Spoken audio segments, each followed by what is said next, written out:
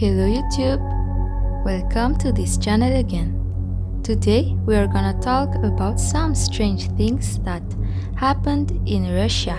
So let's begin.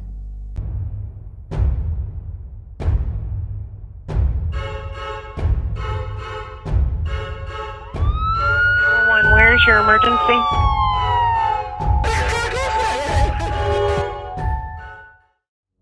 I would like to apologize for my absence lately because of exams.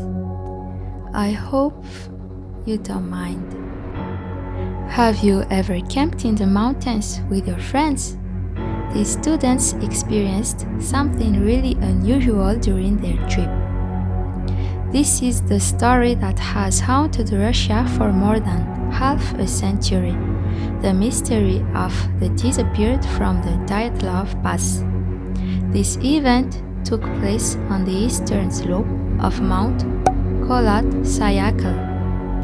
The facts date back to February 1959. That winter, 9 Soviet students died in strange and horrific circumstances during a bivouac at the foot of a mountain in the Urals. What happened that night?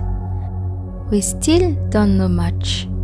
Except that the 9 young people seem to have been surprised in their sleep by something or perhaps by someone. The investigation, due to a lack of clues and testimonies, was quickly dismissed. The 9 hikers are pronounced dead by some mysterious unknown force. The police report and all the documents in the file are archived by the military. As for the zone of the tragedy, it becomes a forbidden zone. From then on, many hypotheses and rumors will circulate to try to explain the reason for the death of the 9 mountaineers. Were they attacked by a local tribe or by fleeing prisoners?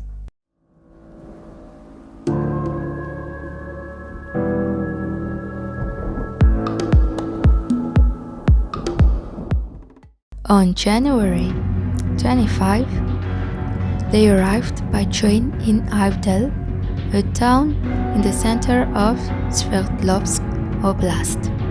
They take a truck to Vychey, the last village in the north of the oblast. They began marching towards Otorten on January 27. The following day, one of the members of the group, Yuri Yudin, had to give up continuing the expedition due to illness. The group now has 9 people. On January 31, the group reached an upland region and began to prepare for the climb. They dumped excess food and equipment in a wooded valley for the return trip. The next day, February 1, hikers begin crossing the pass. They probably think of camping the next night on the other side, but they get lost and deviate towards the west in the direction of Sayakal. Realizing their mistake, they decide to stop and camp on the side of the mountain. On the evening of February 2, they were therefore 10 kilometers from Otorten and set up camp there for the last day in advance. This is a strange decision. The group is only a kilometer from a forest that would provide better shelter.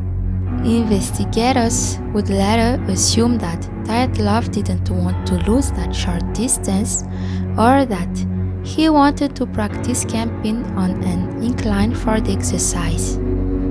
They had agreed that Dyatlov should send a telegram to their sport club as soon as they returned to Vychey, by February 12 at the latest. Despite the absence of a message on this date, there was no reaction because a delay of a few days was common for this type of shipment. Their family then claimed, and that's when a search operation began on February 20.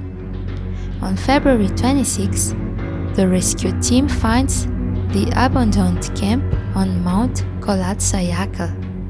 They begin the search and only find the last bodies 3 months later, the May 4.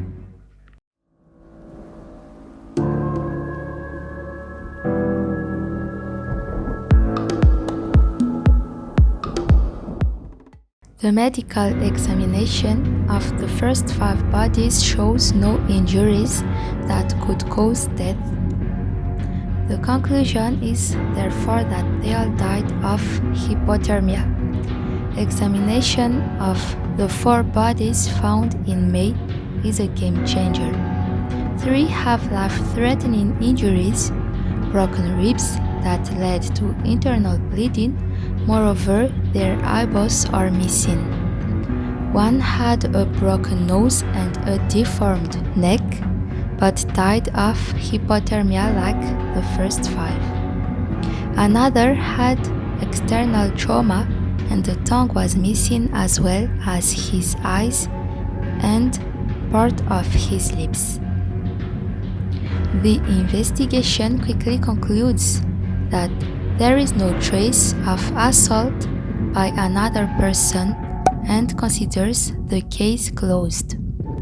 But later, the investigators come to the conclusion that the members of the group all died of an unknown, irresistible force.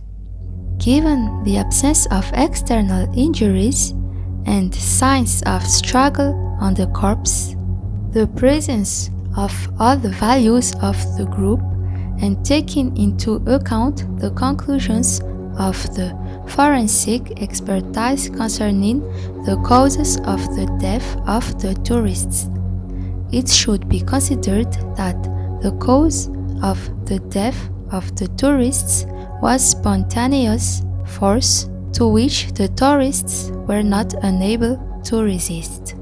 The investigation was then officially closed in May 1959 because of the absence in the actions attributed to the accused of elements constituting an offense.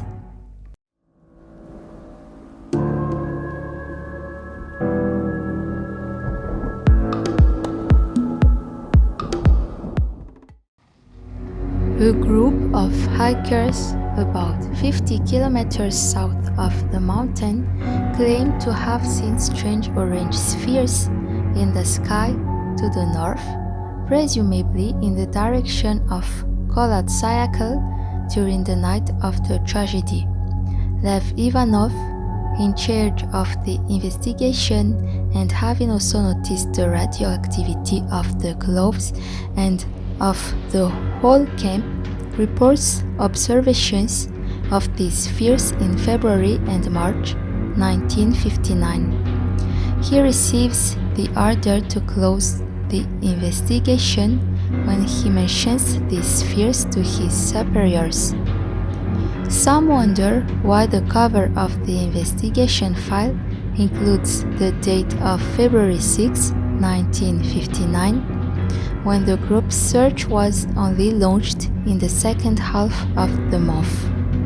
According to the explanation of the Public Prosecutor's Office of Sverdlovsk Oblast, in charge of the new investigations carried out in 2019, this dating is that of the oldest document in the file, which probably comes from a completely different case and which is not directly linked to the Dyatlov case.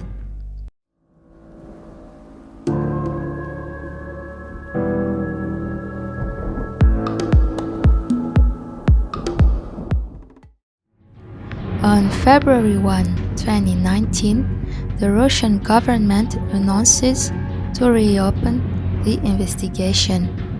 On July 11, 2020, the Russian General Prosecutor's Department for the Ural Federal Region delivers its conclusions. After having studied, with the help of some 30 experts, the 75 possible explanations of the drama reduced to several key points, its investigators were able to rule out all the hypotheses except that of the avalanche. What do you think about that conclusion? Is that credible? So, this is the end of the video. I hope you liked it and tell me in the comment what do you think about it. So, I see you next week for a new video. Goodbye.